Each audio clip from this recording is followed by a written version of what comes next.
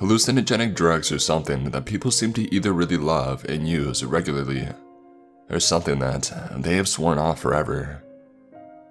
To me, nothing is better than a night with good friends, tripping balls in the middle of the woods, and bursting into fits of laughter until our jaws feel like they're about to fall off. One of my favorites has always been psilocybin, or magic mushrooms as they are more commonly known. And those little purple gold guys will put you in another dimension of giggles for hours on end. Yeah, the nausea and the bouts of vomiting kind of suck, but it's a small price to pay to visit an alien landscape. A lot of people are put off of hallucinogens due to their fear of having a bad trip. It's good to be aware of the risk, but out of the hundreds of trips that I've had, I've only ever really had one which I would classify as bad. It was the last time that I tripped, and it was really bad. I still don't know exactly how much was the trip, and how much was real, but it's the reason that I'm here writing this today. It was a warm summer Friday night, and I had just gotten off of work. My buddy Cody had texted me during the day, and wanted to know if I wanted to go out and have a bonfire. I, of course, quickly expressed my interest, and returned home to get ready for the night. I met up with Cody and his girlfriend Lexi several hours later. Cody had a wide, devious smile on his face when I had arrived, and I knew instantly he had something that he couldn't wait to tell me. "What are you all happy about?" I asked, buckling my seatbelt in the back seat of his truck. "Check it out, man," Cody said, fumbling for something in his center console. He retrieved a bag several seconds later and tossed it to me. "Merry Christmas," he said with a smile. The bag was stuffed with a familiar and welcome sight: dried psilocybin mushrooms. I removed one from the bag and I admired it in my hands. It was dotted with streaks of purplish azure and smelled absolutely rancid. All normal signs of good quality shrooms. "So, it's gonna be one of those nights, huh?" I asked, my smile mirroring his own. "Hell yeah," Cody replied with a raspy chuckle. From there, the three of us made our way out to meet up with another couple of our friends. We rendezvoused with Alex, Jovan, and Chelsea soon after. Cody unveiled his bag of goodies, and both guys expressed equal excitement as I had. "Oh crap, it's gonna be a good night," Jovan said with his infectious laugh. Our group headed out from there to grab the usual supplies. We picked up a few pallets from Cody's work, stopped by the liquor store, and headed out to our usual spot. I live out in Oregon, and our go-to bonfire area is a place called Goat Mountain. It's pretty remote, some 15 miles south of Estacada. Lots of wilderness, off-roading trails, and abandoned logging sites dot the area. People know about this place and regularly camp in the area, but usually you'll never run into them because the place is so vast. The area is nice for several reasons, first of which, it's that cops rarely patrol it because their cruisers have severe difficulty traversing the unpaved trails that lead up to it. A truck or jeep is pretty much a must in order to get there. The second is that, as far as I know, nobody lives in the area. You can make all the noise you want up here, and nobody's gonna complain or come looking for you. It's our own little haven, shared by others who know the area, and a pleasant escape from the bustling and at times overwhelming city.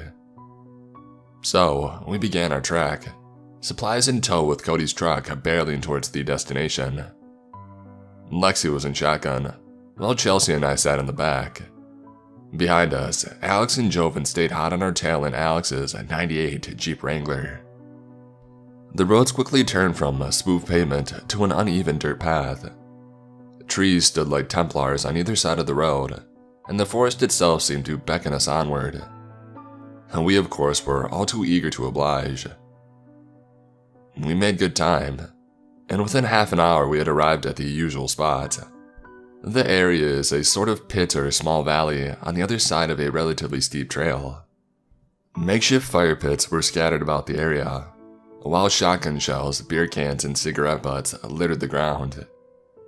It appears that we weren't the only ones who visit that spot anymore. It honestly pisses me off that people come out and leave stuff all over the place. Like really, if you're going to go camping, then at least pick up your trash, or at the very best, burn it.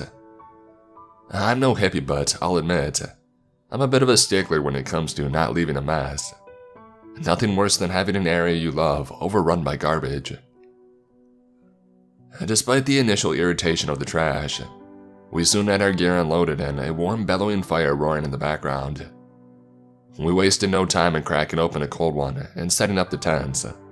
The sun had just begun to set by the time we finished our setup. Cody then eagerly distributed the shrooms among the group. Alexi and Chelsea both elected to not participate, which only meant more for the rest of us. Cody had maybe a half an ounce or so, meaning that each of us took roughly an eighth, with Cody taking a bit more. I chewed on the grimy mushrooms, as a taste not entirely dissimilar to stale popcorn entered my mouth. Some people can't stand the taste, one of those people being Joven, who looked as though he was about to vomit as he downed them. "God, it tastes like butt," he commented, a scowl on his face as he downed a large swig of Coors. "Well, they do grow in cow shit, you know," Cody replied with a laugh that was echoed by Alex. Alexi and Chelsea gave shakes of their heads from around the fire, as the four of us guys struggled to down the dried mushrooms.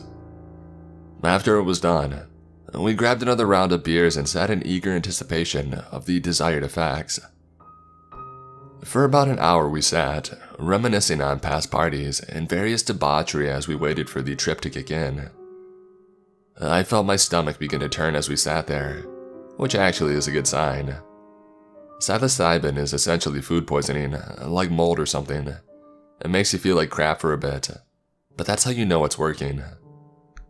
It's always a slow malaise at first, a subliminal inclination that makes you feel like something about the world is suddenly very different. The weirdness is gradual, starting with moderate tufts of distortion on the trees and in the sky. I always describe it as the world begins to sing, which when I'm sober sounds like nonsense, but during the trip it makes perfect sense. The world around you seems to just take an entirely different form as your perspective gives in to the chemicals. For some reason, this is just about the funniest thing you will ever see, and soon after the fits of giggles begin. Chelsea was busy telling a story about some girl who tried to fight her at a party, when Alex suddenly burst out laughing. Chelsea looked to him, clearly annoyed that he had interrupted her tale. "You're tripping balls, aren't you?" she asked with a laugh. Alex calmed down suddenly, his eyes darting back and forth as hushed giggles escaped his lips. I feel like crap, bro," Joven said. "Go puke, it'll enhance the trip," Cody replied. "I never actually have found out whether that rumor is true or not." Joven shook his head and pressed his hand to his face. "Nah man, I'll be good." Cody then looked to me. "You feeling it yet?" Cody's eyes seemed to bulge from their sockets, and for some reason his slightly pudgy exterior combined with blonde facial hair in that moment of dismal lighting reminded me of a walrus. I burst out laughing, and Cody followed suit right after. The three of us continued to laugh for several minutes, all the while the girls giggled to themselves and made fun of us. Joven, meanwhile, had gone to relieve himself away from the group. Silence suddenly befell the group, only for it to be pierced seconds later by the sounds of Joven retching somewhere in the woods. This, of course, elicited another bout of laughs from Cody, Alex, and me. We had then heard the infectious cackle of Joven from the shadows, who had now also joined in the laughter. Chelsea shook her head. "Idiots." She and Lexi shared a laugh as Joven returned to the group. "Man, I splattered on my Jordans," Joven said with a laugh, while using a towel to wipe the muck from his feet. "Why were you even wearing those out here?" Cody asked with a laugh. The full brunt of the trip really began to hit me then. Around me, the trees appeared to breathe in and out, like a pupil rapidly dilating and restricting. Lexi began to play some trap music from her phone. Cody's truck and Alex's Jeep also appeared to breathe, and when combined with the music, and they appeared to dance in the crimson light of the fire. I giggled to myself, juvenile, like a child who had just swiped a cookie from the jar. We continued to chuckle at asinine things and observed the now distorted world around us. A full moon now beamed brightly overhead, illuminating a cluster of grinning clouds that seemed to sneer down at us. In the woods around us, I saw these shadows dance and contort in a bizarre display. Alexia then paused her music, and things fell suddenly silent. That was when I first heard it. In the distance, I thought I could hear the faint humming sound of something. I perked up and I cocked my head to the side, trying to better hear the faint sound. "What is it?"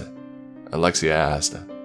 I put my hand up, as the distant sounds of what appeared to be a low humming echoed in my ears. "Do you hear that?" The others cocked their heads.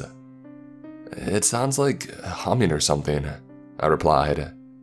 "Am I just tripping or—" "No, I hear it too," Chelsea interjected. "Probably just somebody blasting music," Cody said. Alex rose to his feet and began to saunter away from the fire. He paused some 20 feet away and he slowly turned back. "I think it's coming from that way," he said, extending a pointed finger towards a cluster of trees. He lowered his hand and then turned back to us, a gleaming smile on his face. "You guys up for an adventure?" he asked with a chuckle. "Heck no, man. I'm not trying to die tonight," Joven replied. "Oh, come on, you'll be fine. It'll probably just be some people partying. Cody, you down?" Cody took a swig of beer and pondered the proposition for a moment. "Yeah, heck yeah, let's do it," he said with a shrug. "Zach, you down?" Alex had asked me. I shrugged. "Sure, why not?" Cody and I both rose to our feet and beckoned Joven. "Come on, Joven, let's go," Cody said. Joven shook his head. "Heck no, man. Come on, don't be a baby. We're just gonna go see what's up," Alex replied. Joven gave a deep sigh and downed his course, and then with a groan he stood as well, begrudgingly ready to follow. "Be careful, please," Lexi said to Cody with a pleading glance. "Come with us," Cody replied. Lexi and Chelsea both shook their heads. "Nope," Lexi replied simply. "Somebody's gotta watch the stuff." "Fine," Cody said, rolling his eyes and turning away. He walked over to Alex's spot, and Joven and I followed. The four of us soon disappeared from the light of the campfire and entered the now chilly woods. Luckily, the full moon beamed down overhead, making visibility surprisingly good for that time of night. Shadows seemed to stare at us around every corner, and the trees almost seemed to try to grab us as we passed. Our journey was mostly silent, albeit with sparse giggles emitted every now and then. The strange humming sounds grew louder, and as we drew nearer to the source, I recognized it as some kind of chanting. That should have been where we turned and hightailed it out of there, but we were dumb. The strange humming sounds grew louder, and as we drew nearer to the source, I recognized it as some kind of chanting. That should have been where we turned and hightailed it out of there, but we were dumb. We had gone for maybe 10 minutes when we rounded a corner and saw something. Cody, who led the pack, paused and lifted his hand up, and then I saw it. Further down the trail, maybe a couple 100 yards, there is a bonfire. "Dude, I don't know about this," Alex said, turning to the rest of us. I crept closer and stood beside Cody at the front.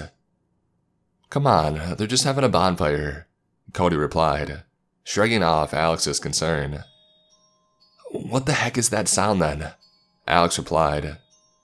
Cody's head swayed on his shoulder before he began walking once more. "Cody, hold up, dude." But Cody wasn't listening. He walked across the trail and disappeared into the woods on the other side. I groaned, now with a deep pit of dread opening in my stomach. Nonetheless, and against my instincts, I followed him. I entered the trees on the other side, and took care as to not make a lot of noise. I saw Cody some 30 yards away crouching behind a tree, I tiptoed over to his position and crouched down beside him. Cody jumped as he heard me, but then relaxed a bit.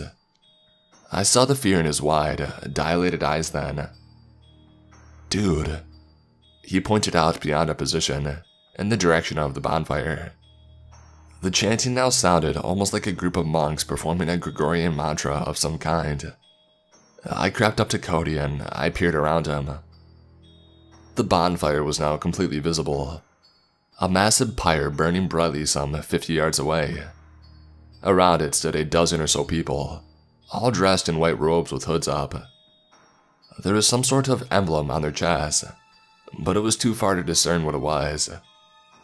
All of them were holding hands around the fire, chanting their ungodly chorus in unison. My first thought was that we had stumbled upon a KKK rally. Alex and Joven then emerged behind us. Joven peeked around the tree. "Oh, heck no." His words elevated almost to a shout. Alex quickly seized him to prevent him making any more noise, but it was too late. I watched from the shadows as the chanting stopped, and those in the group turned their head towards our position. It was then I saw something truly disturbing. Underneath their hoods, I could see their faces, but something about them was just unnatural. It looked as though they were the faces of animals, but in the dim light, it was impossible to confirm. My heart began thundering in my chest, and I felt my knees trembling beneath me. The group stared in our direction for what seemed like hours, motionless and still clasping hands with one another. We were adequately hidden in the brush, but if they decided to go investigate, then we would have no choice but to make a run for it. Luckily for us, they didn't, and eventually they turned back to their pyre and resumed their activities. It was then I took a closer look at the fire itself. In the midst of the crimson flames, I thought I saw something shaped like a skull. Not a human skull, more animalistic. We continued to watch, enamored by the bizarre spectacle. After several more minutes, they stopped and released one another's hands. They stood in silence for a moment as only the sounds of dancing cinders filled the atmosphere. And then someone moved towards the center of the group. This one was different to the others though. He wore a robe as well, but his hood was down and on his head was an elaborate mask of some sort. I counted at least 6 spiraling horns about a foot in length. The face of the mask looked to be the skull of some predatory animal, perhaps a bear or wolf. He strolled into the center silently and turned his back to the inferno. The flame stood almost as tall as he did. He stood only a few feet from the voracious fire, and I wondered how he could possibly bear the immense heat. Another person then approached him, as a bizarre clucking noise became audible. The second member held a cage of some sort which housed something within. The one with the elaborate headdress then lifted both his arms and began to speak. I listened, trying to decipher his words for a moment, before realizing that he wasn't speaking in English. I don't know what language it was actually, but to me, it sounded like Latin or some other archaic dialect. Goosebumps sprouted all over my skin as I looked on. Cody shot me a glance, an almost petrified look as if to ask, should we go back? Neither of us spoke though. The man then appeared to finish his monologue, and the others in the group chanted a phrase in unison.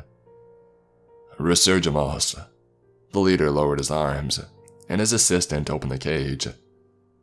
The leader then stuck his arm inside and pulled back, withdrawing a live chicken that clucked and fluttered furiously.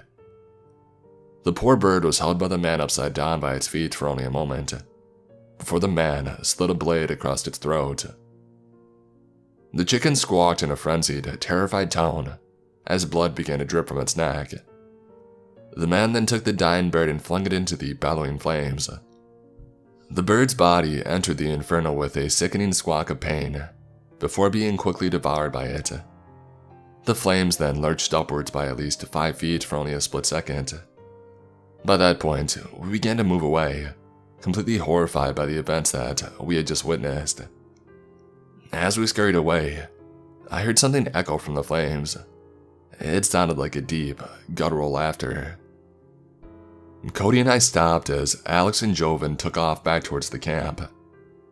We turned back to the fire and I could scarcely believe my eyes. By this point, I was peaking in my trip, so what I saw may not be entirely accurate. The flames shifted and the logs within began to crumble as if someone had struck them. The logs fell aside, and from beneath them, I saw something begin to sprout upwards. It was dark, blacker than soot, and impossible to discern its appearance. We didn't bother sticking around to see anything else though. Cody and I took off running, frantic and no longer wishing to see whatever the heck that thing was. I felt twigs and branches smack my face and body as I went hurtling through the woods at a torrid rate. A cacophonous roar emanated from behind us, followed by the sounds of pained shrieks. The ground beneath me seemed to distort and shift as I ran. The forest itself seemed intent on restricting me, and several times I fell, only to regain my footing and keep running. The shadows seemed to bite at my heels every step of the way, and in the distance I heard the serenade of manic laughter and lamentations bolster into the storm. Finally, Cody and I reached the camp, and found Alex and Joven already loaded up in Alex's Jeep. "What the heck's going on?" Lexi asked as we entered the site. "We gotta go, come on," Cody instructed. Alex and Joven took off seconds later, with Alex's Jeep screaming back down the hill. We quickly doused our campfire and loaded into Cody's truck. The tents and other supplies were left behind, as nothing else mattered in that moment aside from escape. Cody's truck roared to life, and within seconds, we were flying back down the trail which had led us to the site. Alex and Joven were already long gone by that point. Cody quickly but carefully navigated the crumbling trail, and soon we had reached the bottom and emerged upon the dirt road. Cody gunned it as soon as we were on the flat ground, and his truck began barreling back down the mountains. Lexi kept urging him to slow down, and I'll admit, I was nervous of his driving in that moment as well. In the rear view, I saw Cody's eyes, stretched taut and unblinking, as terror coalesced within them. Chelsea kept asking me what we saw, but I never found the words to be able to answer her properly. I kept thinking that I saw flashes of whatever was in the flames on our way out, standing at the side of the road. I still don't know whether I actually did, or if it was all an illusion of my hallucinating mind. We made it back to Cody's house sometime later, and found Alex and Joven had beat us there. We all just sort of sat around in Cody's basement, not really saying much of anything. Eventually, the night grew late, and the others fell asleep. I didn't sleep a minute that night though, as I could have sworn that I heard distant laughter on several occasions. That was all over 3 years ago, and I have since gotten over the incident, at least for the most part. I've never tripped mushrooms again since that experience. The thought alone terrifies me.